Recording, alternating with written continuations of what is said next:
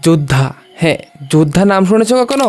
ভাই আমরা আজকে ভারতের 4টা প্লেয়ারের কাছ থেকে যুদ্ধর মতো পরিস্থিতি কিন্তু দেখতে পাই, যার মধ্যে ছিল ভাই ইন্টেন্সিটি, যার মধ্যে ছিল দৃঢ় পরিকল্পনা এবং যার মধ্যে ছিল হার না মানার সেই জেদ। সেই জিনিসগুলা কিন্তু ভারতের এই প্লেয়ারগুলোকে আরও আরও আরও শক্তিশালী করে নিয়েছে। একদিক থেকে সবাই ক্রিটিসাইজ করছিল শুভমন গিলকে এবং অন্যদিক থেকে কেএল রাহুল এই সিরিজে আসার আগে তার উপরও ছিল প্রশ্নচিহ্ন। রবীন্দ্র জাদেজা ওর সাথে বাকি সবাই কিন্তু ভাই রিটায়ার্ড নিয়ে নিয়েছে, তো ওর উপরেও ছিল একটা বড় প্রশ্ন। এবং ওয়াশিংটন সুন্দর তো ভাই প্লেইং 11-এ কেন খেলছে সবাই সেটা নিয়েও করছে প্রশ্ন। কিন্তু এই 4টা ব্যক্তি, বিশেষ করে আমি বলবো কেএল রাহুল এবং শুভমন গিল, যারা স্বপ্ন দেখিয়েছে যে এটা বাস্তবে করা যাবে। কারণ আমরা দেখতে পারি যে প্রথম ওভারেই 2টো উইকেট চলে যায় সাই সুদর্শন এবং বাঁহাতি আরেকটা ব্যাটসম্যান জেসওয়ালের।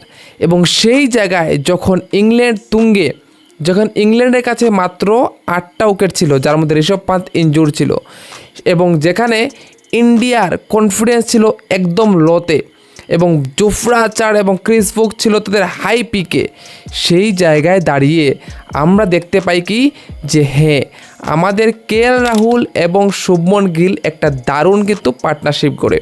এবং সেই পার্টনারশিপ হয় ভাই 1-2 রানের নয়, 188 রানের, যেখানে আমরা দেখতে পাই কিভাবে কেএল রাহুল এবং সাথে শুভমন গিল প্রথম সেশন, দ্বিতীয় সেশন আরামসে খেলে।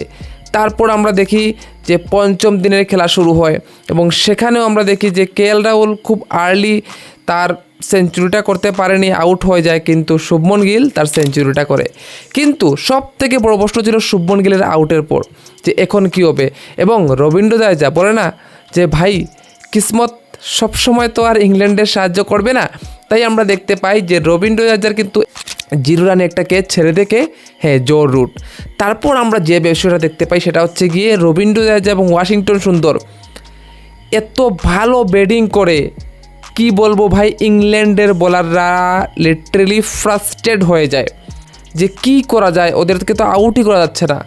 তারপর আরেকটা ড্রামাও দেখতে পাই আমরা যে ইংল্যান্ড না হাত মিলানোর চেষ্টা করে, অর্থাৎ ওরা চেয়েছিল যে আর বোলিং করব না, 15 ওভার রয়েছে, তো চলো এই ম্যাচ তো আর জিতে যাবে না, চলো ডিক্লেয়ার করে দেওয়া হোক এবং ড্র হয়ে যাক।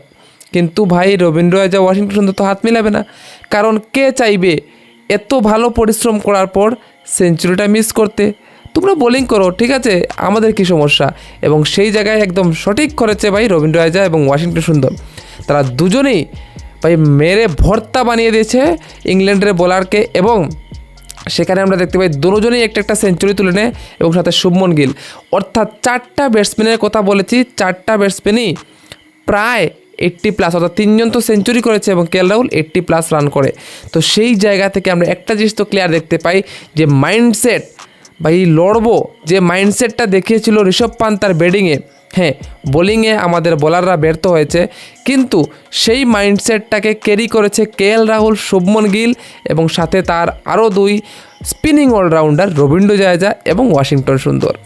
এবং দারুণ একটা ম্যাচ আমরা উপভোগ করতে পারি। এখনও কিন্তু ইংল্যান্ড সিরিজ জিততে পারেনি, হ্যাঁ 2-1 ইংল্যান্ড এগিয়ে আছে ঠিকই, কিন্তু তারপরও বলতে হবে যে ভাই ভারত কিন্তু হাল এখনও ছাড়েনি। লাস্ট ম্যাচ কি হবে না হবে সেটা তো পরের কথা, কিন্তু এই ম্যাচে ভারত যে স্পিরিটটা দেখিয়েছে সেটা কিন্তু দারুণ ছিল। হ্যাঁ, এর আগের ম্যাচটাও কিন্তু আমাদের জেতার কথা ছিল, হয়তো সেই স্পিরিটটা উপরের টপ অর্ডার থেকে আমরা দেখতে পাইনি, যার দরুন হয়তো বা আমরা এই ম্যাচটা জিততে পারিনি, 22 রানে হেরে যাই।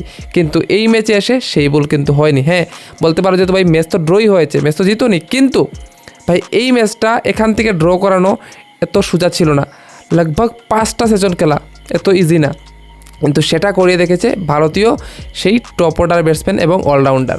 তো তোমাদের কেমন লেগেছে তাদের ব্যাটিং অবশ্যই বলো কমেন্টে। ভিডিওটা ভালো লাগলে লাইক করে দিও, চ্যানেল নতুন হচ্ছে এটা সাবস্ক্রাইব করে দিও। আর দেখা হচ্ছে অন্য একটা ভিডিওতে, দেখার জন্য বাই বাই।